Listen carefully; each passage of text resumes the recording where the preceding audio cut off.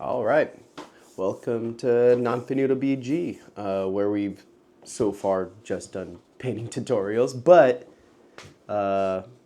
board game playthroughs and battle reports are going to be coming in the future, so just stay tuned. One of the games I'm excited to make a staple on this channel is a game called 1490 Doom. I backed it on the GameFound campaign for the physical rulebooks and also the digital STL files for the miniatures.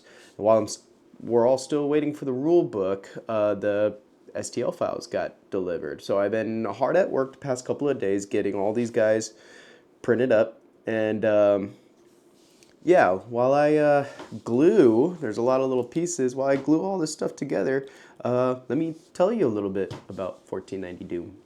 1490 Doom is a fast-paced, grimdark skirmish game set in an alternate 15th century Europe, where a lethal, rising fog known as the Creeping Death forces humanity to seek refuge atop man-made structures. Players each control a Doom company of just 3 unique characters and compete for scarce resources, strategic high ground, and survival.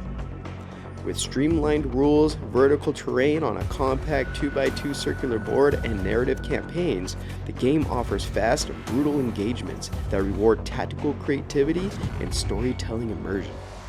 Alright guys, so we're going to start by looking at, I think this is the Executioner, I might be mistaken. Alright. I was actually I printed all these on my Photon D2 DLP printer, and all the little details that came out, like all the little stitchings and the little fingers, all that stuff came out pretty impressively. The one thing I'm just going to bring up real quick, I want us to take a look at is, here we go. All right, this guy right here. All right, great sculpt. What I love to see is when they do these sculpts, they add, I do archery, so maybe I'm being a bit picky, but to me, you can't shoot a bow without a string, and I loved that they put a string on this bow sculpt. All right, and then this miniature also has the option for a crossbow, so I opted for the bow, but as you can see here, the crossbow, it has the hands already on them, and so they would just go like that. So that's how it would look if I decided to do the crossbow. The crossbow also has the string. I can't wrap my head around why they decided to do it for that one. But then for, I think this guy is called a Saboteur. Crossbow, no string. That doesn't make any sense. How are you going to put the string on one and not a string on the other? Did they use different artists? Some artists who feel comfortable putting the string, which I always say, put the string and let me deal with how I get the supports that are sometimes thicker than the string, how I'm gonna get those removed, you know? Let me worry about it. But anyways, just like, that's just a little nitpick for me, you know? It's just string or no string. I prefer the string. I'm going to add a string, you know, I have floss and, you know, other means and where I'm able to add it, but it's just like, you already proved you could do it, so just do it. Why you nitpicking on where you decide to do it? But anyways, other than that, okay, this is a Saboteur. Believe he, or is he the, or is it this guy? Let me see. All right, so we did him. There we go. Here's the one. This one's all over the game found. I think this was the free gift that came with the following the campaign. I think it's the Scavenger. I might be mistaken. It's hard to remember all the names for these guys. There we go. I know this one, Father Gregor. This one didn't have any options for any other bits. It comes as one sculpt. All right. Also this guy as well. I think his name is, I think he's just nothing fancy. His name's Simon. I think that's it. There's one miniature I haven't printed yet, which was the Mad Mule. I haven't got to that one yet. I was running into some issues with prints failing in some areas. So, oh, actually, so that other one wasn't the Saboteur because I know this guy is the Saboteur. All right, where'd he go? Right here. All right, so you'll notice his foot, I actually had to, like, it started failing like right around the knee, and then all of a sudden his foot was right under his kneecap, so I had to reprint him, right? But I'm not gonna throw it away because I think what I can do, I just also got my Trench Crusade Beast Pledge come in, so I had in that another failed print. If you can see the back of this leg, see that another failed print there. But that's okay because I don't need that leg. I could just use this one. It's almost the same pose. So I could just, you see that? Just put that leg right over that leg, right?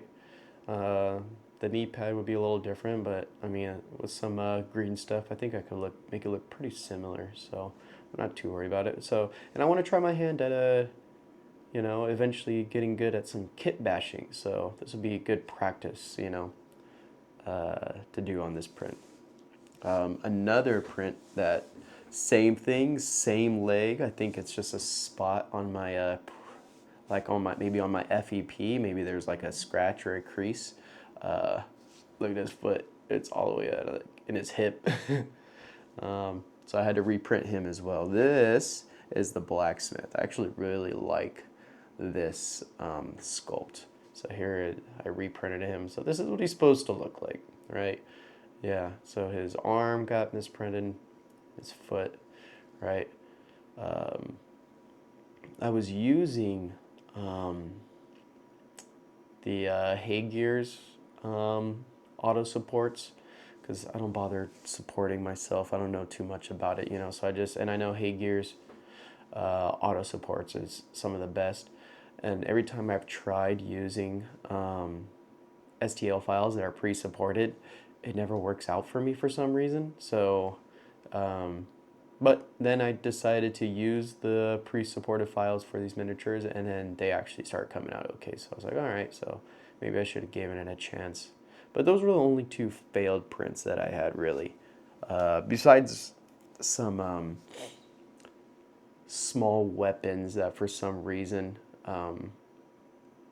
didn't print very well, like this. So this is the Blacksmith. Then an example of one of the weapons that failed on me was for the Warrior Priest. So here's the Warrior Priest. I printed out reprinted them and they came out fine. But the staff part of the mace didn't print out, but then the supports that ran alongside of the staff part of the mace ran up and connected to the bottom of the head of the mace, and then it printed the head of the mace. So I don't know, I might be able to use this for something later on in the future, but anyways, I had to reprint this. So came out pretty good. Like it, a lot of little detail. I don't know if I could get too close. Maybe I'll just crop in and post so you guys can see the amazing little detail on those mace heads. I am constant. Every time I print on this freaking DLP printer, it's like I watch magic happen because I can't fathom how something can capture such small details like this. Another one, let's see. Oh, actually, I lied. One more failed print right here. So this is Willem. All right, he comes with a dog. If you want to see his dog, right here, right? No option. The only option for this guy, where he has two different sculpts. So it's And the other sculpt, I didn't print it out because I didn't like it as much, so I figured I'd just print out the one I liked. His hands, the gloves instead of finger gloves were mitts, so no fingers were visible. And so I don't know, I like the fingers. So, and also the mask was different. And then he had two options for shields, and I just printed out the one shield that I wanted. All right, but this is the failed print. You see the hand kind of, I don't know, did something funny there. Didn't print all the way. I started a lot of these prints at night, and you know, my garage cools down at night, so maybe it was a temperature issue as well. But then I reprinted them, and he printed out fine. Right here. Yeah, but other than the shield, there's no other optional bits for this guy. And then his trusty dog that also got printed with him.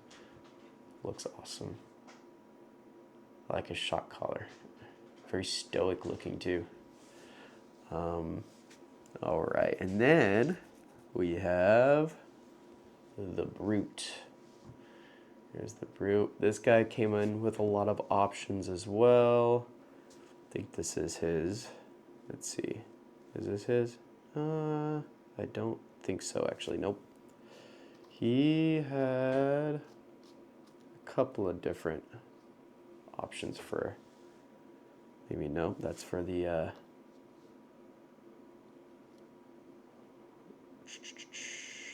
I don't know.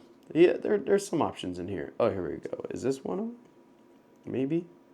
Yeah, this was another. So he gets a hammer or a piece of wood. I decided to go with the piece of wood because all these guys are like kind of rocking hammers and swords and stuff. And the wood branch just seemed to give him some more character, so I decided to go with that. I don't know any of the rules yet. I know I can access the rules to this game online and start playing. I'm playing the patient game. I want to actually feel the book in my hand, read it, wait for all that, you know. Because in the meantime, I have time to just get all these guys painted and build my board. I'm going to build my board soon. I think it's so cool that it's a circular board. I have so many ideas for like a Lazy Susan and a bunch of cool stuff. All right, so that's the Brute. Let's put these guys over here. All right, and then this, I think, is the Scavenger, I want to say. Again, crossbow, no string. I mean, how is he going to shoot the crossbow? I don't understand. Another thing that I like about this game that I love that they did is none of them actually have faces. And even though none of them have faces, it adds so much more character to them, if that makes sense. You know, you see in these games like Warhammer and stuff like that, all the faces look the same, you know? When you give these guys a bunch of masks and helmets and like actually kind of obscure their face in some way, you really let the rest of the sculpt do a lot of the characterization, if that makes sense. It makes them a way more unique not having faces, I think. I don't know. Is that just me? I don't know. Do you guys agree? Or I love that they don't have faces. All right, and here's the knight. Right, pretty typical looking knight dude. This guy has this sword. There was a couple of other swords as well. Let's see. Oh, here we go. This funky looking sword. I don't know. It just doesn't, whenever I see swords like this, it doesn't seem practical to actually like cut into people with all that squiggliness going around. So I never opt for these. I decided to print it out anyways though. What else did he? I think he also had an option for this spear. Yeah, I think the spear is his. So spear, squiggly sword, and then this badass sword that, I don't know what this, there's the top of the hilt here, and then there's another top of the hilt. I don't know what that's supposed to do, but makes the sword look cool. And then he had an option for open hand or a closed hand, and um, and then the shield. I think he had two different shields, and I decided to go with this shield. I don't know, pretty cool looking. A lot of these pieces, though, seem like they could be pretty interchangeable. For instance, all right, so that's the knight. For instance, the back of that sword for the knight, all these are pretty much the same spacing. See that? So it's like, okay, you could take, like, I think these were for, this one was for the warrior priest, I want to say. This one, Saboteur maybe, or maybe the Doom Hunter or something. But very easily interchangeable if you decide that one looks better for the other, or give your miniatures some of their own character by, I don't know, mixing things up. So I like that it's like interchangeable in that way. You don't have to use this shield with this character because it only fits on it. These fit on any miniature, it seems like. All right, next miniature. I think this is the fighter. This one's pretty cool. I feel like this one is like the poster child for the game. Couple of different options for like sword, open hand, closed hand. I don't know, it just seems right to have a closed hand when you have a shield on your arm. I think he also had a couple of different offerings for the shield. And then, yeah, just a classic sword. Very classic looking fighter or fighter equipment. Yeah, pretty cool. Not a lot of scarring, but there is a little bit, so I have to clean that up just a little bit. Also, the kind of resin I use is a Craftsman resin. They almost put like this powdery stuff in the resin that I guess it helps like crisp it up and with details and stuff. But it also adds like all this little like whiting that happens sometimes. It's like I want to say it's almost like a baby powder they put in the resin. But yeah, the fighter. All right, and this is the assassin. Of course, with the assassin, dual daggers. Would you have it any other way? Again, no face, right? There's just a mask with like these two, I don't know what you'd call them, like tubes or tentacle. I don't know what's going on. I mean, I'm assuming they're breathing tubes, just given the lore of the game. And then, yeah, he has a buckler on his wrist. And just like these tiny little details right here. Like, he had like a little key hanging off of his, I guess, his waist, and a little bag.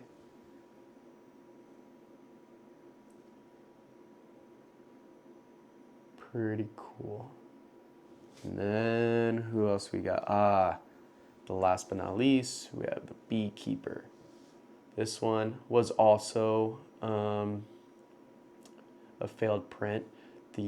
Everything else printed for the Beekeeper except for the Beekeeper. So he doesn't have very many.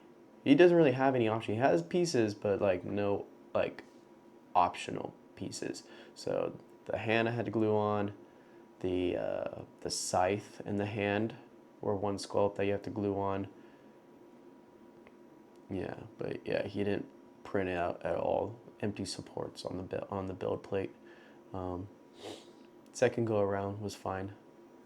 Again, I do a lot of my printing at night when I go to bed, and the summer hasn't been a very hot summer, so it gets a little bit cold at night, so that could be it. All right, and then the things that come with the Beekeeper is this guy. He's like laying on the rocks, and like swarm is like coming out of his mouth. There was a little bit of a layer adhesion break right there, so a little bit of a crack, but I have some green stuff. I can just fill that in with some putty and smooth it out, and it'll be okay. All right. I don't know if this goes like on its own base, and then if you, I don't know, do some kind of attack on somebody, this replaces their model if they die, or and then because I don't know, maybe something like that. I would assume. And then he has this little sack. This is one thing I'm probably gonna have to look up to see. Okay, does this sack go on the base with him? I think so, maybe. I don't know. Maybe it does. Like right, just like hangs out next to him like this. Or is it something that he plants and if somebody gets too close to it, the bees come out, attacks them? I don't know. I'll look that stuff up when the time comes when I get the rule books. They're scheduled, I think, October. But yeah, these were all the miniatures minus the Mad Mule. I haven't got to the Mad Mule yet, simply because I just, I don't know, I was running out of time. I wanted to get this video out. But yeah, if you enjoyed this look at all these miniatures and even the failed ones, if you're interested in seeing how I kit bash these failed ones, let me know. I can do a video on that as well. Also, I just got my Trench Crusade Beast Pledge I mentioned. If you want to see an unboxing of that, also let me know. But yeah, this has been fun. Thank you for watching, and if you enjoyed, please consider like, subscribe, all that stuff, and yeah.